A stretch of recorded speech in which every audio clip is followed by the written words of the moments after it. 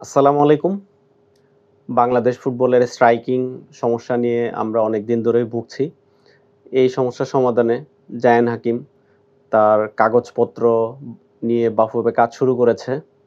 আশা করি অতি দ্রুততম সময়ের মধ্যেই জায়ান হাকিমের কাগজপত্র রেডি হয়ে যাবে। আমরা অক্টোবর সেশনে হংকংয়ের সাথে যে দুটো ম্যাচ রয়েছে, সে দুটো ম্যাচে আমরা ইনশাআল্লাহ তাকে পাবো এই আশাবাদ ব্যক্ত করি।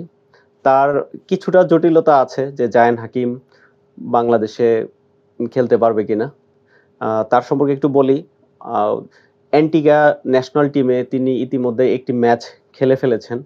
তো এইজন্য ফিফা থেকে যখন তিনি অনুমোদন নিবেন কিছুটা জটিলতা হলেও হতে পারে।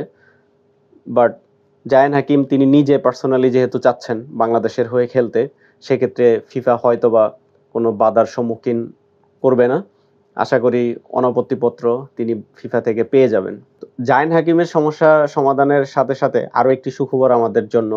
আ আমেরিকার প্রবাসী বাংলাদেশী ফুটবলার জায়ান আহমেদ, তিনিও বাংলাদেশ জাতীয় দলে খেলার জন্য আগ্রহ প্রকাশ করেছেন। তিনি বর্তমানে আ ভার্জিনিয়ার জর্জ মেসন ইউনিভার্সিটির ফুটবল দলে খেলছেন। ১০ নম্বর জার্সি পরে তিনি খেলে থাকেন। Pure striker. তো তিনি ইতিমধ্যে যুক্তরাষ্ট্রের আন্ডার 21 অনূর্ধ্ব ২১ দলে তিনি খেলেছেন। ৩ টি ম্যাচ খেলেছেন। যথেষ্ট ভালো পারফর্ম তিনি করেছেন।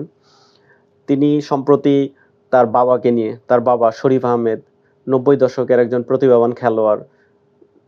তিনি ইতিমধ্যে বাফুফের টেকনিক্যাল ডিরেক্টর সাইফুল বারী টিটু সাহেব উনার সাথে দেখা করেছেন। সাইফুল বারী টিটু সাহেব তার জায়ান আহমেদের প্রোফাইল, খেলার ধরন, ভিডিও ইতিমধ্যে দেখেছেন। তিনিও সংবাদ মাধ্যমের সাথে কথা বলেছেন, জায়ান আহমেদের প্রশংসা করেছেন। আগামী জুন মাসের ২৭-২৮ অথবা ২৯ তারিখের দিকে একটি ট্রায়াল অনুষ্ঠিত হবে। এই ট্রায়ালে তিনি আসবেন। তিনি যদি ভালো ঝলক দেখাতে পারেন ইনশাআল্লাহ আমরা আশাবাদী তিনি বাংলাদেশ দলের জন্য একটি গুরুত্বপূর্ণ সদস্য হবেন এবং বাংলাদেশ দলের জন্য অনবদ্য পারফরম্যান্স করে আমাদেরকে ফলাফল উপহার দিবেন। আজকে এ পর্যন্তই। সবাই ভালো থাকবেন। আল্লাহ হাফেজ।